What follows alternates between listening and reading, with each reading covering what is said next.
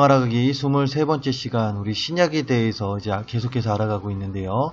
오늘은 유다서에 대해서 알아보겠습니다. 오늘 우리가 알아볼 유다서는 공동 서신 중 한 서신입니다. 그렇다면 이 유다서는 누가 썼을까요?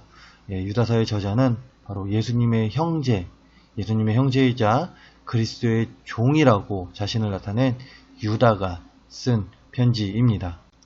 이런 유다는 자신의 편지에서, 즉 수신자들에게 일반적으로 받은 구원에 대해서 1장 3절에서 기록하고 있듯이 일반적으로 받은 구원에 대해서 편지를 쓰려고 하였습니다. 하지만 주제가 갑자기 바뀌게 되는데요. 그 바뀌게 된 주제는 믿음의 도를 위해 힘써 싸우라 라는 주제를 가지고 편지를 쓰게 됩니다.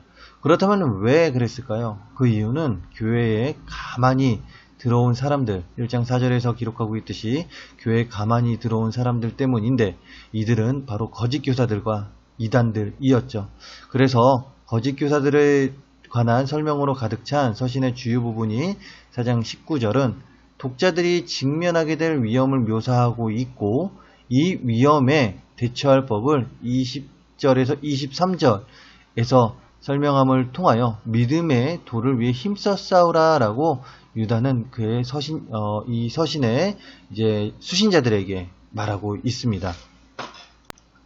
이런 의미에서 유다서의 기록 목적 무엇이라고 할 수 있겠습니까? 그것은 바로 환난 가운데 있는 성도들을 격려하기 위해서 유다는 편지를 썼는데요. 다시 말해 유다는 자신의 편지를 통하여 그리스도인들이 이단들로부터 현혹되지 말고 교회를 보호하며 성도들의 신앙을 지켜야 한다는 것을 가르치기 위해 이 편지를 썼습니다. 그렇기에 유다는 당시 크리스천들에게 4가지를 권면하는데요. 먼저는 17절에 기록되어 있듯이 사도의 말을 기억하라 라고 권면하고 있고요. 두 번째로는 믿음 위에 건축하라 라고 이제 권면하는데, 여기서 건축하다는 뜻은 살아감을 의미하는 말로 바꿔 말하면 무엇입니까? 믿음 위에서 살아가라 라는 말이 됩니다. 계속해서 유다는 3번째로 권면하는 것이 있었는데, 그것은 바로 성령으로 기도하라 라는 권면입니다. 여기서 성령으로는 성령 안에서입니다. 그래서 이 말은 무엇이 됩니까? 성령의 임재 속에서 또는 성령의 주관하심에 따라 기도할 것을 명하고 있습니다. 마지막으로 자신을 지키라는 권면을 하고 있는데요.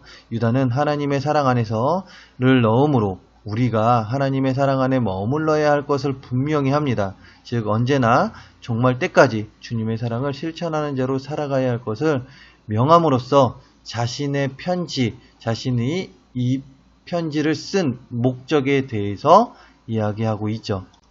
이런 유다서는 2가지의 특징을 가지고 있습니다. 먼저는 내용, 문체 등이 베드로후서와 유사하다는 특징을 가지고 있는데요.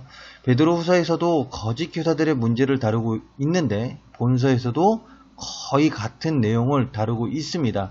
동시에 유다서의 25개의 구절 중 최소 15개의 구절이 베드로후서 2장과 겹칩니다. 즉 내용이 비슷하거나 일치하는데, 이것은 무엇을 나타내냐? 바로 베드로후서의 거짓 교사들과 유다서에 나오고 있는 거짓 교사들이 동일하다라는 것을 나타내고 있죠.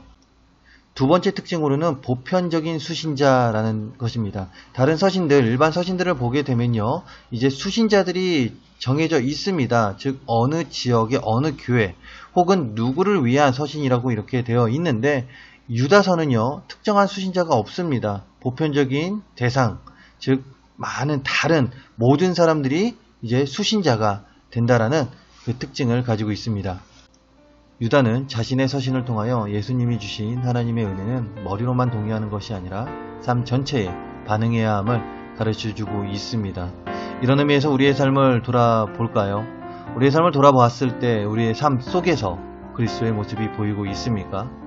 주의 자녀로서 주님이 걸으셨던 삶, 그 삶을 살아야 함에도 불구하고 머리로만 알고 우리의 삶 속에서는 보이지 않는 그런 삶을 살아가고 있지는 않습니까? 이제는 머리로만 알고 있는 것이 아니라 삶 속에서도 보여지기를 원합니다. 만약 내가 알고 있는 것이 적다라면 더욱더 이제 하나님 말씀을 묵상함 가운데 더욱더 알고 그 가운데 그 말씀이 우리 삶에 행해지기를 간절히 소망합니다. 다음 시간에는 신약의 마지막 거기인 요한계시록에 대해서 알아보겠습니다.